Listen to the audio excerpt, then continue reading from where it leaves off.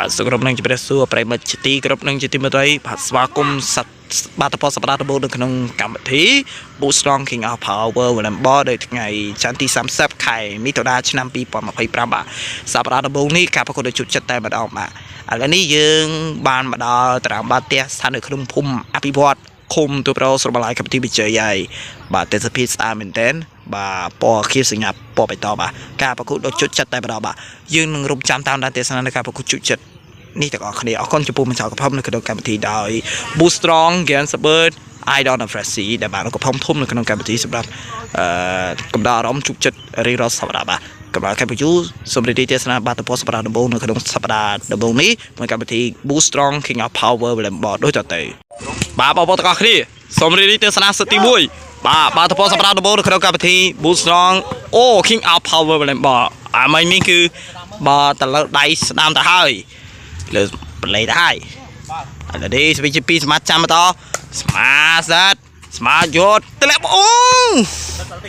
រត់តែអត់ឆ្លងទេប្រាឆ្លេទៅហើយបាទបលេទៅលើស្មាយោតបាត់ឥឡូវនេះស្វីជា2សមាត់យោតស្វីជា2សមាត់នៅតែបន្តអាយ៉ាចេញក្រៅស្ដាយអើស្មាសាយមហាសែនស្ដាយបាទដូរតែខាងស្មាចាំបន្តបាទដូទៅហើយគីឡូស្វីបានអត់អាយអើយដៃអត់ដងឆ្លងទៅហើយបាទប្រិមិត្តបន្ទាប់ពីសិតទី1បានចោតចូលដល់សិតទី2បានចូលមកដល់បាទស្បាច់អើយអូដាច់ទលេស្វីបាទ